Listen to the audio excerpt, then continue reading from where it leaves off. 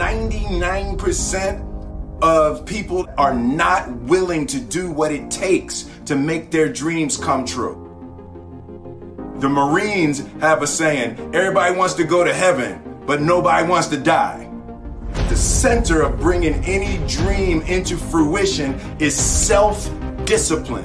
You know, something as simple as food and eating. It's not about your body as much as it is about your mind. It's getting command of your mind to be able to choose actions that are in your own best interest. Every day we are choosing that's not in our own best interest. So if the world is attacking you and the world wants to fight you and the world's trying to hold you down, so you're gonna kick yourself in the balls? You're gonna stop yourself from getting what you dream. And I think the word discipline has kind of gotten a bad name. We think about it in terms of punishment.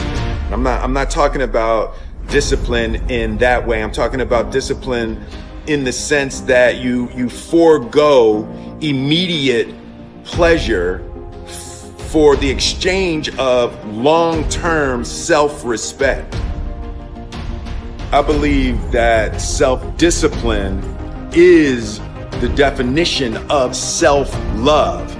That when you say that you love yourself, that means that you have behavior towards yourself that is loving. Self-discipline is the center of all material success.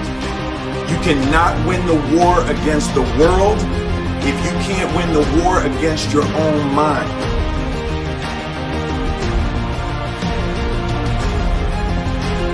Self-love is when you say to yourself, man, look, I know you and that girl got a real connection.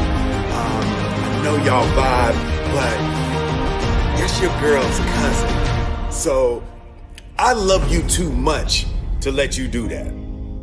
It's like you say to yourself, hey man, look, I know you want to eat that pizza and it'll be really good, you know, but I can't let you eat that, man, because if you eat that pizza, you're going to feel like shit, you know, and I love you too much to let you eat that. Self-love is, hey, look, I know you got a test on Monday, you know, and I know you really want to go out with your friends. It's Saturday night, you want to go out, but if you fail that test, you're not going to feel good about yourself. You know, I love you too much to let you go out tonight. Self-discipline is self-love. If you want to be happy, you have to love yourself, which means you have to discipline your behavior. The road to sustained happiness is through disciplining your behavior. We tend to base our self-esteem on what other people think. And that's not really self-esteem. Self-esteem is supposed to be how we feel about ourselves. And I was just saying how dangerous it is to allow other people to determine how you're going to feel about you. And it's kind of like looking into a broken mirror. You're going to look in a broken mirror and then change your face to try to look good in this defiled, busted, broken mirror. And it just, other people's opinions is a really way to determine how we feel about ourselves.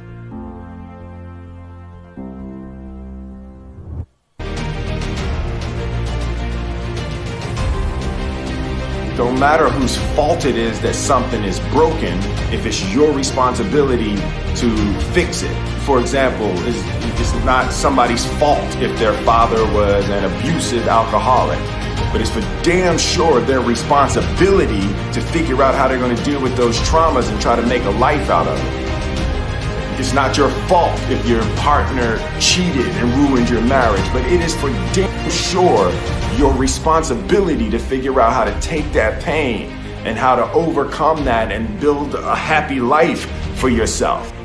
Fault and responsibility do not go together. It sucks, but they don't. When something is somebody's fault, We want them to suffer. We want them punished. We want them to pay. And we want it to be their responsibility to fix it. But that's not how it works, especially when it's your heart. Your heart, your life, your happiness is your responsibility and your responsibility alone. As long as we're pointing the finger and stuck in whose fault something is, we're jammed and trapped into victim mode. When you're in victim mode, you are stuck in suffering. The road to power is in taking responsibility. Your heart, your life, your happiness is your responsibility and your responsibility alone. You can make a person smile, you can make a person feel good, you can make a person laugh, but whether or not a person is happy is deeply and totally and utterly out of your control. The prerequisite for spending time with any person is that they nourish and inspire you. They feed your flame. Look at your last 5 text messages. Are those people feeding your flames or dousing your fire?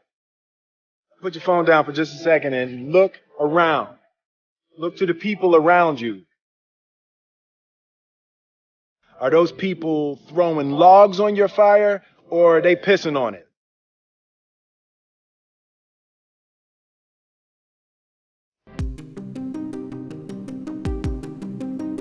I want my life, I want my work, my family, I want it to mean something. And it's like, if you are not making someone else's life better, then you're wasting your time. The separation of talent and skill is one of the greatest misunderstood concepts for people who are trying to excel, who have dreams, that want to do things. Talent you have naturally. Skill is only developed by hours and hours and hours of beating on your craft.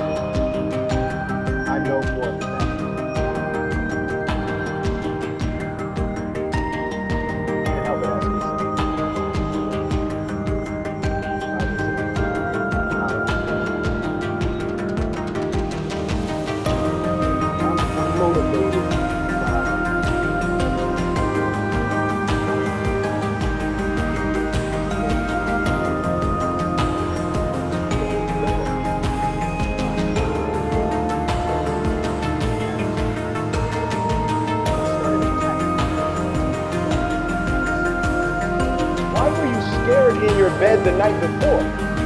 What do you need that fear for? Just don't go. Why are you scared in your bed 16 hours before you jump? Why are you scared in the car? Why could you not enjoy breakfast? Fear of what? You're nowhere even near the airplane. Everything up to the stepping out, there's actually no reason to be scared. It only just ruins your day. You don't have to jump. And then in that moment, all of a sudden, where you should be terrified is the most blissful experience of your life. And God placed the best things in life on the other side of terror.